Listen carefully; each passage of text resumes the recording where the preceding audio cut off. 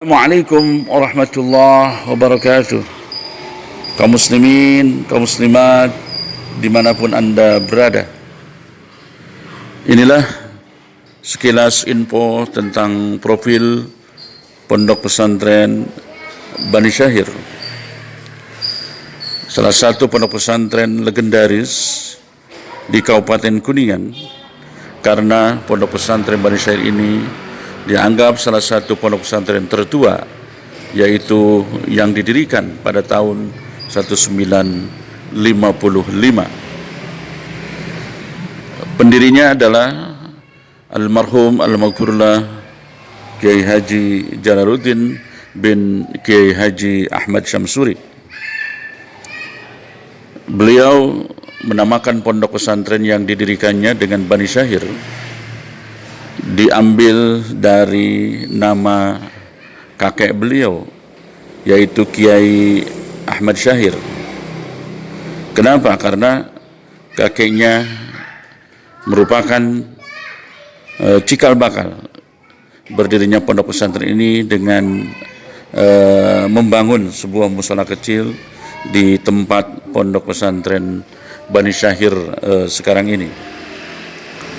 Pondok pesantren Bani Syahir mengusung Islam akidah ahli sunnah wal jamaah, bermadhab fikih yang 4, kemudian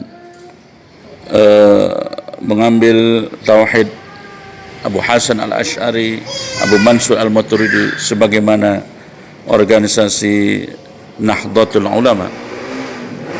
Oleh karena itu kita doakan mudah-mudahan Pondok Pesantren Bani Syahir tetap eksis dan semakin berkah, semakin maju selamanya.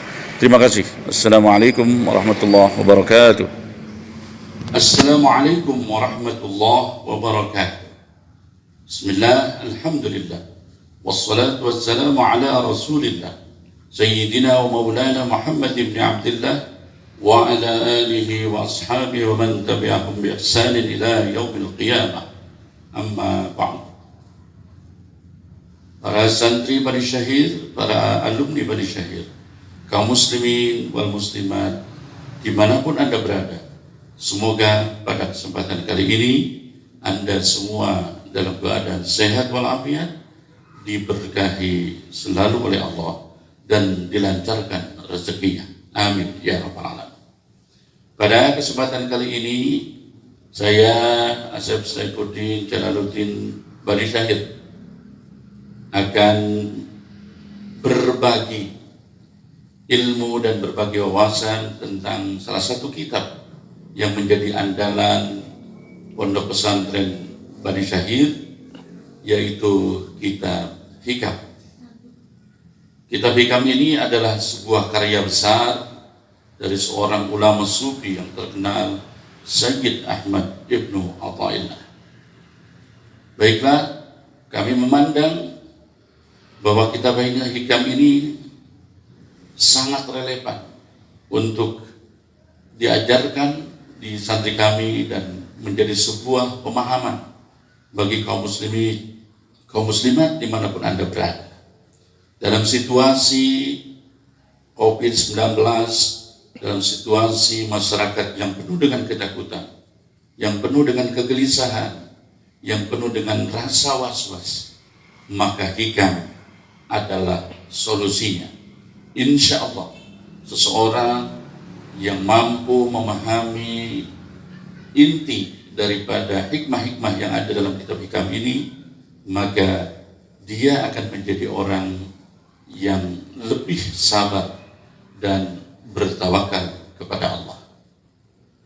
Baiklah, kaum muslimin wal muslimat dimanapun Anda berada, sanad hikam yang saya akan bawakan, yang pertama dari guru saya tercinta Kiai Haji Raqib Mabrur, yang menjadi pengasuh Pondok Pesantren Ma'hadu Ilmi Asy-Syar'i atau MIS di Desa Karangmangu, Kecamatan Sarang, Kabupaten Rembang.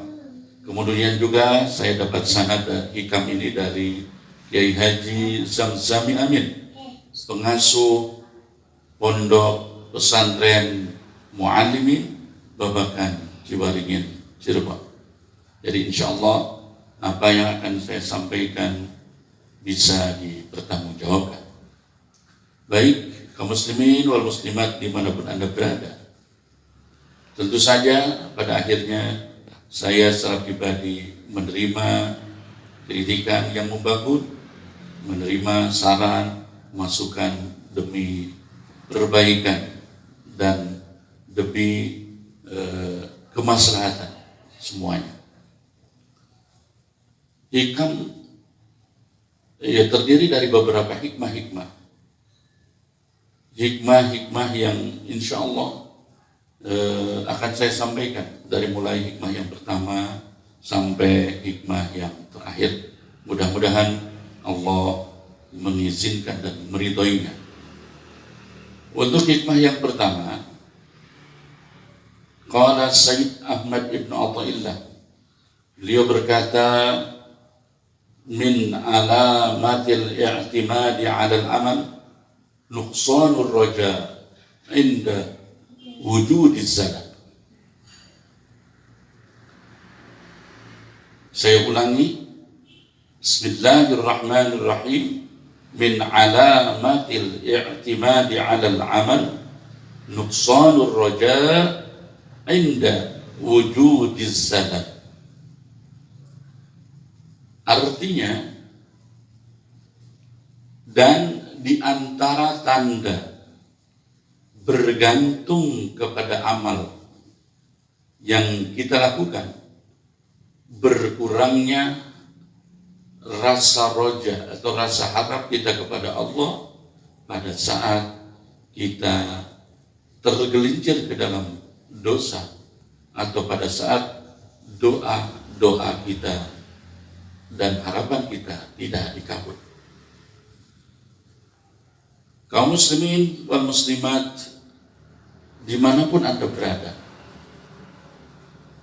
amal, meski pada awalnya amal itu sifatnya umum, yaitu bergeraknya anggota tubuh kita maupun hati kita, ketika yang dilakukan atau pergerakan badan dan hati kita menimbulkan pahala, maka itu disebut taat.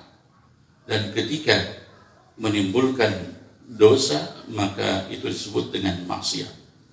Tetapi kita fokuskan bahwa yang dimaksud dengan amal di sini adalah amal yang baik, yaitu amal yang menimbulkan pahala atau yang disebut dengan taat. Amal-amal yang kita lakukan selama ini, baik amal yang wajib, amal taat yang wajib, contohnya seperti sholat yang 5 waktu, puasa Ramadan, zakat fitrah, zakat mal, berhaji, ataupun amal-amal yang sunnah, semuanya itu karena rahmatnya Allah. Ketika kita mampu melakukan amal-amal yang tadi disebutkan, itu semuanya karena rahmatnya Allah. Karena Allah masih memberikan rahmat, masih memberikan hidayah, taufik kepada kita, bukan karena kekuatan kita. Sehingga pada saat kita melakukan amal, bergembiralah karena Allah masih memberikan hidayah, taufiknya kepada kita. Jadi bukan karena diri kita. Jangan sekali-kali amal yang kita lakukan itu karena jasa kita sendiri. Karena itu yang disebut dengan ujub, di mana kita merasa bahwa seluruh amal, seluruh taat, seluruh kebaikan itu karena kekuatan diri kita sendiri. Ketika kita berujub, kita ujub, maka itu akan merusak pahala dari amal yang kita lakukan. Dan ketika kita kemudian mengandalkan amal itu, maka kita akan punya sifat yang disebut dengan idlal, di mana kita merasa punya jasa terhadap Allah. Sehingga karena kita merasa punya jasa kepada Allah, kita merasa perlu diistimewakan oleh Allah. Nah, Biasanya orang-orang yang punya sifat seperti ini akan merasa aneh ketika dia diuji oleh Allah, akan merasa aneh ketika dia doa-doanya tidak dikabulkan oleh Allah. Oleh karena itu, maka luruskanlah cara berpikir kita bahwa amal, kebaikan, apapun yang kita lakukan, itu semua karena rahmatnya Allah, bukan karena diri kita. Oleh karena itu, maka kita tidak berhak mengklaim amal itu milik kita. Oleh karena itu, maka kita tidak boleh mengklaim bahwa amal itu adalah karena jasa kita, karena kemampuan kita, karena kekuatan kita. Itu adalah salah besar. Dan ketika kita mengklaim itu semua dan menjadikan amal yang kita lakukan itu sebagai andalan kita, maka itu yang disebut dengan berpegang kepada amal, i'timad alal amal. Salah satu ciri bahwa orang yang berpegang kepada amal adalah rasa rojaknya kepada Allah akan berkurang pada saat dia melakukan salah, pada saat dia tergelincir dan melakukan dosa, atau doa-doanya tidak dikabulkan. Dia merasa pesimis, rojaknya berkurang. Nah, itu ciri bahwa dia selama ini mengandalkan amal. Nah, jadi ketika ada orang merasa seperti itu, mari kita rubah bahwa amal kita jangan dijadikan sebuah andalan. Berapa banyaknya amal yang kita lakukan, itu semuanya karena rahmatnya Allah. Jangan kita hitung, jangan kita jadikan andalan. Sehingga ketika Allah menguji kita dengan ujian, ketika doa-doa kita tidak dikabulkan, jangan merasa heran. Dan saat kita berdosa pun, berapapun dosanya, jangan merasa pesimis dan jangan merasa berputus asa bahwa seolah-olah kita tidak akan diampuni oleh Allah, bahwa seolah-olah kita tidak akan diberi rahmat lagi oleh Allah. Itu yang tidak benar. Allah berkata di dalam surat Az-Zumar ayat 53, "Qul ya ibadiyalladzina asrafu ala anfusihim la taqnatu mir rahmatillah." Jangan berputus asa dari rahmatnya Allah. Innallaha yaghfiru dzunuba jami'an. Seluruh dosa-dosa yang kita miliki diampuni oleh Allah, kecuali tentu ketika kita mati dalam keadaan syirik, maka itu tidak akan terampuni di sisi Allah. Demikian kaum muslimin wal muslimat yang bisa saya sampaikan di dalam saat ini. Semoga ini menjadi pencerah, ya, menjadi sebuah penawar bagi hati kita. Kita luruskan paradigma berpikir kita, kita luruskan cara kita memandang amal, ya, cara kita merasa tentang apapun yang kita lakukan, ya, bahwa sekali lagi yang kita lakukan bukan jasa kita kepada Allah. Itu saja. Sekian. Wallahul muwaffiq ila aqwamit thoriq. Assalamualaikum warahmatullahi wabarakatuh.